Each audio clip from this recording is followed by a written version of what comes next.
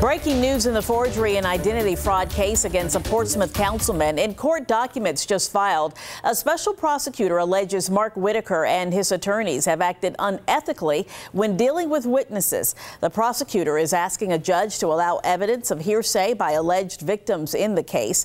The 130-page filing states victims who also have relationships with Whitaker have changed their testimony over time. According to the document, some victims' stories were used in special grand jury testimony and evidence. Those stories later changed in sworn affidavits.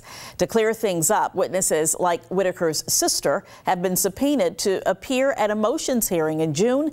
Councilman Whitaker has maintained his innocence.